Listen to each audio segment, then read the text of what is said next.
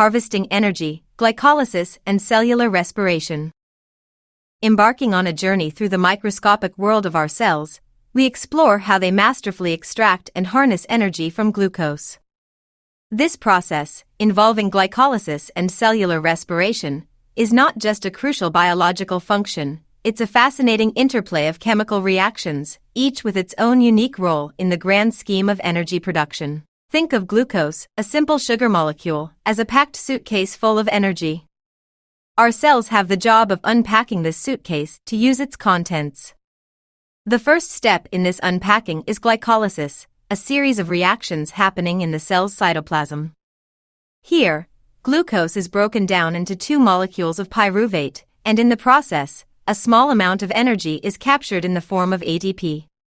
For each glucose molecule, glycolysis yields 2 ATP molecules.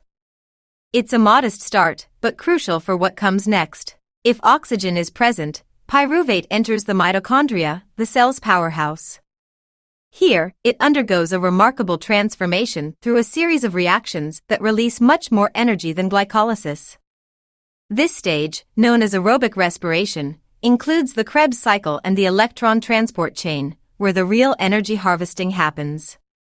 The mitochondria's structure, with its folded inner membrane, is perfectly designed for this process, maximizing the efficiency of energy production. The electron transport chain is particularly impressive. It's like a molecular conveyor belt, transferring electrons and harnessing their energy to pump protons across the mitochondrial membrane.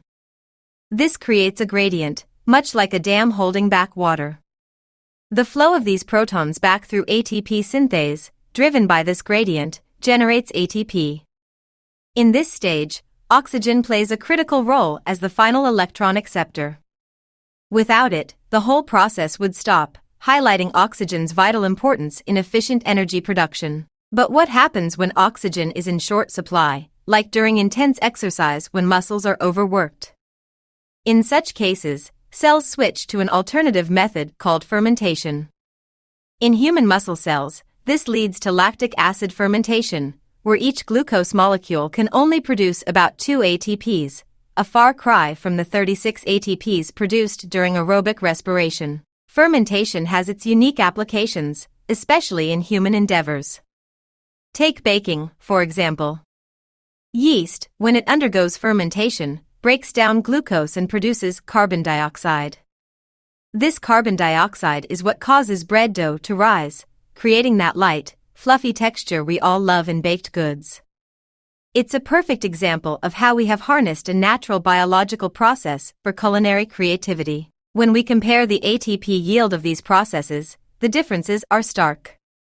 Glycolysis, the initial step, provides a quick but limited energy supply.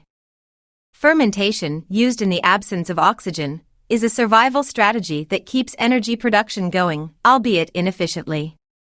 In contrast, cellular respiration, with its high oxygen requirement, is by far the most efficient process for energy production in cells. So, from a single molecule of glucose, our cells can extract a treasure trove of energy, depending on the availability of oxygen and the cellular conditions.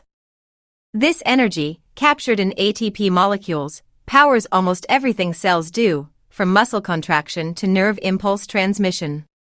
It's a remarkable demonstration of biological efficiency and adaptability, showcasing the intricate and beautifully coordinated processes that sustain life. The continuity of life, cellular reproduction/patterns of inheritance. Welcome to a journey through the microscopic world of cells and the intricate patterns of inheritance that shape the living world. This exploration will equip you with the knowledge to understand how life perpetuates and evolves. Cellular diversity and reproduction. Cells, the fundamental units of life, are categorized into prokaryotic and eukaryotic types. Prokaryotic cells, simpler in structure, reproduce through binary fission, an asexual process producing genetically identical offspring. Eukaryotic cells are more complex and can reproduce both sexually, meiosis, and asexually, mitosis. Sexual reproduction involves the fusion of gametes, leading to genetic diversity, while asexual reproduction results in genetically identical cells. Prokaryotic cell cycle and eukaryotic chromosomes. In prokaryotes, The cell cycle is a streamlined process involving DNA replication and cell division. Eukaryotic chromosomes, made of DNA and proteins, carry genes in a linear arrangement. These chromosomes are found in homologous pairs in diploid cells, with one set inherited from each parent. Homologous chromosomes have corresponding genes, but may carry different alleles. Autosomes are chromosomes other than sex chromosomes, which determine the sex of an organism. Diploid and haploid cells. Diploid cells contain two sets of chromosomes, while haploid cells have one. In humans, body cells are diploid, carrying two sets of chromosomes, whereas gametes, sperm and egg, are haploid, with one set. The eukaryotic cell cycle and mitosis. The eukaryotic cell cycle includes phases of growth, DNA replication, and cell division. Mitosis, the process of cell division in eukaryotes, results in two identical daughter cells. Regulation of this cycle is crucial. For instance, uncontrolled cell division can lead to cancer, while inhibition of CDK, which blocks DNA replication, is a mechanism to prevent such uncontrolled growth. Meiosis and eukaryotic life cycles. Meiosis is a specialized form of cell division that reduces the chromosome number by half, creating genetic diversity. The outcome is for genetically unique haploid cells. Eukaryotic organisms exhibit different life cycles, diploid dominant, like humans, haploid dominant, or an alternation of generations, seen in plants. Genetic variability and inheritance. Meiosis and sexual reproduction generate genetic variability, crucial for adaptation and evolution. This process creates individuals with unique combinations of alleles, enhancing a population's ability to adapt to changing environments. Chromosomes, DNA, and genes. Chromosomes are structures made of DNA that carry genes. DNA sequences in genes determine traits, and variations in these sequences, alleles, influence how these traits are expressed. Mutations in DNA can lead to new alleles. The relationship between chromosomes and DNA is fundamental to understanding inheritance patterns. Mendelian genetics and complex inheritance patterns. Gregor Mendel's work with pea plants revealed basic principles of genetics, showing how traits are inherited in predictable patterns. He also showed that self-fertilizing plants can reproduce sexually without separate male and female organisms.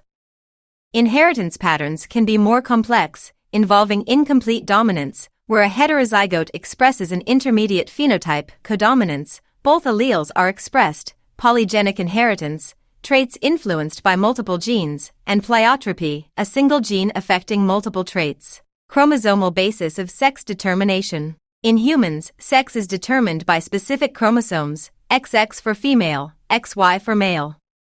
This chromosomal arrangement also affects the inheritance of sex-linked traits, which are often found on the X chromosome. Pedigrees, genetic disorders, and DNA replication. Pedigrees are used to trace inheritance patterns in families, helping to identify whether a trait is dominant or recessive.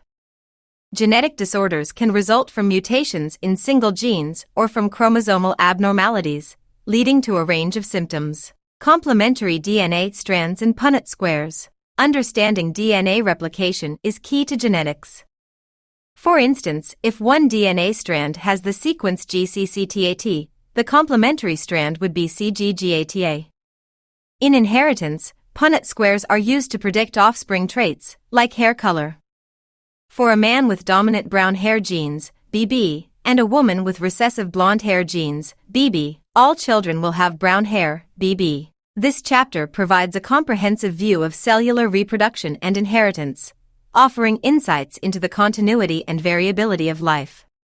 With this knowledge, you can now understand how life perpetuates through intricate cellular and genetic mechanisms.